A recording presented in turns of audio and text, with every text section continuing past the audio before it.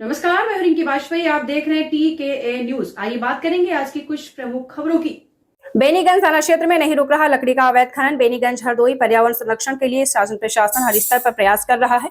कई वर्षों से पौधारोपण अभियान चलाकर करोड़ रुपए खर्च किए जा रहे हैं, पर कुछ चुनिंदा आपको बताते चले कुछ चुनिंदा स्थानीय जमींदारों की अनदेखी से वन माफिया हरे भरे पेड़ों का इलेक्ट्रॉनिक आरा चलाकर हरियाली को नष्ट करने में जुटे हैं। स्थानीय ग्रामीणों के बताए अनुसार रविवार को कोतवाली बेनीगंज वन रेंज कछौना के क्षेत्र कुधावा अंतर्गत रामपुर गांव में दक्षिण पश्चिम की ओर से प्रतापपुर मार्ग किनारे लकड़ी ठेकेदारों ने विशाल हरे भरे जामुन के पेड़ को काट दिया, जो भीषण तपती गर्मी और कौतूहल का विषय बना रहा।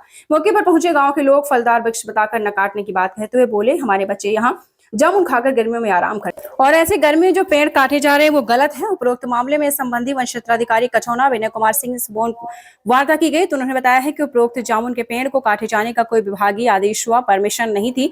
बीट प्रभारी व वन दरोगा को तत्काल भेजकर जांच अनुसार विभागीय कड़ी कार्रवाई की जाएगी।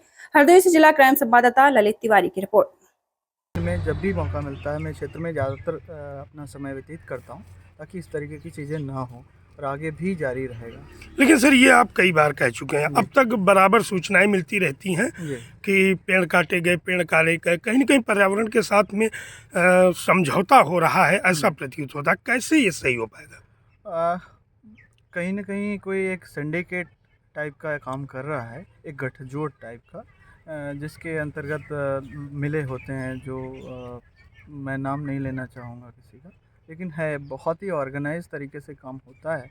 तो उसमें एक चैलेंज है हमारे सामने, फिर भी मैंने कोशिश किया है, लगातार जारी है और मैं एक दिन अपनी कोशिश में कामयाब होके रहूँगा और एक दिन आएगा जब बिल्कुल अवैध कटान नहीं होगा, कोई भी इलीगल चीज़ें नहीं होंगी। सर, क्या लगता है कि बिल्कुल रोक देंगे या फिर कहीं न कहीं आप कहाँ तक दौड़ेंगे, कहाँ तक प्रयास करेंगे एक रेंजर होने के नाते? एक रेंजर होने के नाते हमारे जो दायित्व हैं वो उनका पूरी तरीके से निर्वहन करता हूँ अपने कर्तव्यों का। अवैध कटान की बात करें या जो भी इलीगल चीज़ें होती हैं हमारी रेंज में, उनके लिए सबसे पहले जिम्मेदारी बनती है जो क्षेत्र के लोग हैं, जिनका सेक्शन है, जिनकी बीट है। वो लोग अगर सतर्क रहें, बराबर अलर्ट रहें और मौके पर जाएं, जो ये ठेकेदार लोग हैं जो अवैध कटान करते हैं, इनके खिलाफ़ अगर कड़ी कार्रवाई होती रहे तो मुझे नहीं लगता कि ज़्यादा समय लगेगा और इन पे लगाम लग सकता है बहुत जल्दी ही। पूरी तरह एक एक पेड़ के पास तो हम नहीं बैठ सकते हैं, लेकिन हाँ ये कह सकते हैं कि कोई बड़े बाग या बहुत ज़्यादा संख्या में पेड़ों का कटान नहीं होने पाएगा, इस बात की गारंटी देते हैं। सर, और भी ग्रामीणों के आरोप रहते हैं कि पेड़ अधिक कटते हैं और जुर्माना कम पैसे का होता है, ये क्या? नहीं, ऐसा बिल्कुल नहीं है। जुर्माना ही तो है जो उनकी लकड़कट्टों की कमर तोड़ देता है। हमारे यहाँ जुर्माना लगता है और पेड़ के हिसाब से जुर्माना लगता है, प्रति पेड़ के हिसाब से। पेड़ चाहे पतला हो या चाहे जितना मोटा हो, जुर्माना हम लोग वसूलते हैं उनसे, उनकी रसीद उनको दी जाती है।